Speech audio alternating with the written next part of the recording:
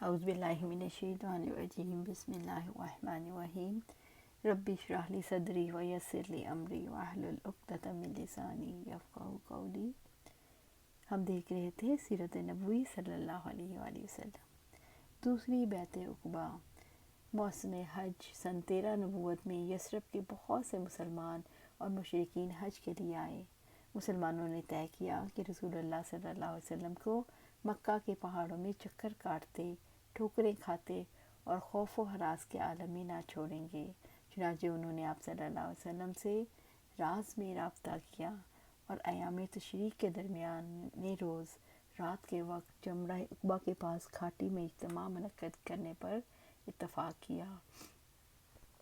مقررہ دن یہ لوگ اپنی قوم کے ساتھ اپنے ڈیروں میں سو گئے، اور جب رات کا پہلا تہائی حصہ گزر گیا تو چپکے چپکے ایک ایک دو دو آدمی نکل کر عقبہ کے پاس جمع ہوئے۔ یہ کل 73 آدمی تھے، 73، 62 خزرج کے اور 11 اوس کے۔ ان کے ساتھ 2 عورتیں بھی تھیں۔ پھر نبی صلی اللہ علیہ وسلم تشریف لائے۔ آپ کے ساتھ آپ کے چچا حضرت عباس بن عبد المطلب بھی تھے۔ وہ ابھی تک اپنی قوم کے دین پر تھے، لیکن چاہتے تھے کہ اپنے بھتیجے کے معاملے میں موجود رہیں، ان کے لیے ٹھوس اطمینان محسوس کر لیں۔ سب سے پہلے حضرت عباس رضی اللہ عنہ نے بات کی۔ انہوں نے کہا، رسول اللہ صلی اللہ علیہ وآلہ وسلم اپنی قوم اور اپنے شہر میں عزت اور حفاظت کے ساتھ ہیں، لہٰذا اگر تمہارا یہ خیال ہے تم انہیں جس چیز کی طرف بلا رہے ہو اسے نبھاؤ گے اور انہیں ان کے مخالفین سے بچا لو گے تو تم نے جو ذمہ داری اٹھائی ہے اسے تم جانو، ورنہ انہیں ابھی چھوڑ دو۔ اس کے جواب میں اہل یثرب کے ترجمان حضرت براء بن معرور رضی اللہ تعالیٰ عنہ نے کہا، ہم صدق و وفا کا اور رسول اللہ صلی اللہ علیہ وسلم کے لیے اپنی روحیں نچھاور کرنے کا ارادہ رکھتے ہیں، لہٰذا اے اللہ کے رسول آپ بات کیجئے اور اپنے لیے اور اپنے رب کے لیے جو عہد و پیمان پسند ہو لیجئے۔ اس کے بعد رسول اللہ صلی اللہ علیہ وآلہ وسلم نے گفتگو فرمائی۔ آپ نے قرآن کی تلاوت کی، اللہ کی طرف دعوت دی، اسلام کی رغبت دلائی اور اپنے رب کے لیے یہ عہد لیا تنہا اسی کی عبادت کرو گے اور اس کے ساتھ کسی چیز کو نہ شریک کرو گے۔ اہل یثرب نے کہا، ہم کس چیز پر آپ سے بیعت کریں؟ تو آپ صلی اللہ علیہ وسلم نے فرمایا، چستی اور سستی ہر حال میں بات سنو گے اور مانو گے، تنگی اور خوشحالی اور ہر حال میں مال خرچ کرو گے، بھلائی کا حکم دو گے اور برائی سے روکو گے، اللہ کے راستے میں اٹھ کھڑے ہوگے اور اس کے بارے میں کسی ملامت گر کی ملامت تمہیں نہ روکے، اور جب میں تمہارے پاس آ جاؤں تو میری مدد کرو گے، اور جس چیز سے اپنی جان اور اپنے بال بچوں کی حفاظت کرتے ہو اس سے میری حفاظت کرو گے اور تمہارے لیے جنت ہے۔ حضرت عبادہ رضی اللہ تعالیٰ عنہ سے ایک روایت ہے کہ ہم نے اس بات پر بھی بیعت کی کہ حکومت کے بارے میں اہل حکومت سے نزاع نہ کریں گے۔ اس پر حضرت براء بن معرور رضی اللہ تعالیٰ عنہ نے اپنے آپ صلی اللہ علیہ وسلم کا ہاتھ پکڑا اور کہا، ہاں، اس ذات کی قسم جس نے آپ کو حق کے ساتھ بھیجا، ہم یقیناً اس چیز سے آپ کی حفاظت کریں گے جس سے اپنے بال بچوں کی حفاظت کرتے ہیں، لہٰذا آپ ہم سے بیعت لیجئے۔ اللہ کی قسم ہم فرزندان ضرب و حرب ہیں اور ہتھیار ہمارا کھلونا ہے، ہماری یہی ریت باپ دادا سے چلی آ رہی ہے۔ اتنے میں ابو الہیثم بن تیہان نے بات کاٹتے ہوئے کہا، اے اللہ کے رسول، ہمارے اور کچھ لوگوں کے درمیان عہد و پیمان کی رسیاں ہیں اور اب ہم ہمیں کاٹنے والے ہیں، کہیں ایسا تو نہیں ہم ایسا کر ڈالیں پھر اللہ آپ کو غلبہ عطا کر دے تو آپ ہمیں چھوڑ کر اپنی قوم کے پاس واپس پلٹ آئیں۔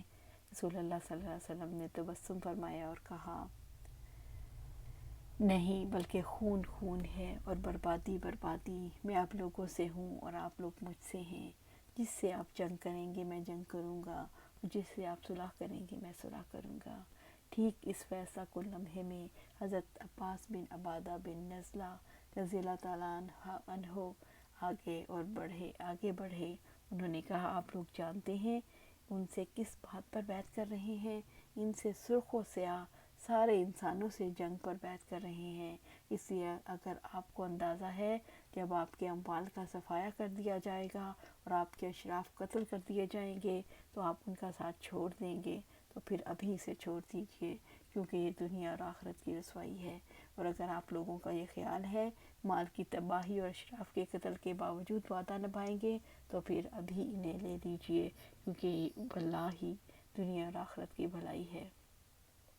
لوگوں نے کہا ہم انہیں مال کی تباہی اور اشراف کے قتل کے خطرے کے باوجود ساتھ لیتے ہیں۔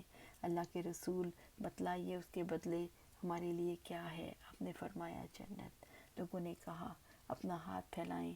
آپ نے اپنا ہاتھ پھیلایا اور لوگ بیعت کے لیے لپکے، مگر عین اسی وقت آپ کا ہاتھ حضرت اسد بن زرارہ رضی اللہ تعالیٰ عنہ نے پکڑ لیا اور کہا اہل یثرب ذرا ٹھہرو، ہم آپ کی خدمت میں اونٹوں کے کلیجے مار کر لمبا سفر کر کے اس یقین کے ساتھ حاضر ہوئے ہیں آپ اللہ کے رسول ہیں۔ آج آپ کو یہاں سے لے جانے کے معنی ہے سارے عرب سے دشمنی، اپنے چیدہ سرداروں کا قتل اور تلواروں کی مار۔ اب اگر آپ لوگ یہ سب برداشت کر سکتے ہیں تو انہیں لے لیں اور آپ کا اجر اللہ پر ہے۔ اگر آپ لوگ اپنے متعلق کوئی اندیشہ رکھتے ہیں تو انہیں ابھی چھوڑ دیں، یہ اللہ کے نزدیک زیادہ قابل عذر ہوگا۔ لوگوں نے کہا اسد اپنا ہاتھ ہٹائیے، واللہ ہم اس بیعت کو چھوڑ سکتے ہیں نہ توڑ سکتے ہیں۔ اس کے بعد ایک ایک آدمی نے اٹھ کر بیعت کی اور راجح ترین قول کے مطابق سب سے پہلے بیعت کرنے والے خود حضرت اسد بن زرارہ رضی اللہ تعالیٰ عنہ تھے۔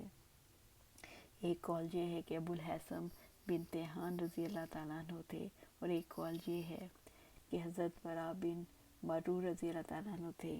دونوں عورتوں کی بیعت صرف زبان سے ہوئی، ان سے مصافحہ نہیں کیا گیا۔ 12 نقیب بیعت مکمل ہو چکی تو رسول اللہ صلی اللہ علیہ وسلم نے ان لوگوں سے فرمایا وہ اپنے آپ میں سے 12 نقیب پیش کریں جو اپنی قوم کے نگران اور ان کے معاملات کے ذمہ دار ہوں گے۔ اس پر 9 آدمی خزرج سے اور 3 آدمی اوس سے منتخب کیے گئے۔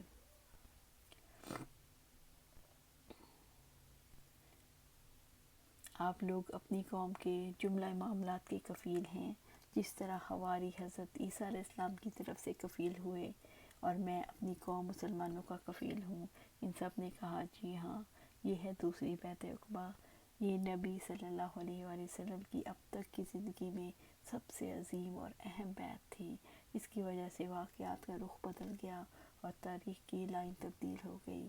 جب بیعت پوری ہو چکی اور لوگ بکھرنے ہی والے تھے تو ایک شیطان کو اس کا پتہ چل گیا۔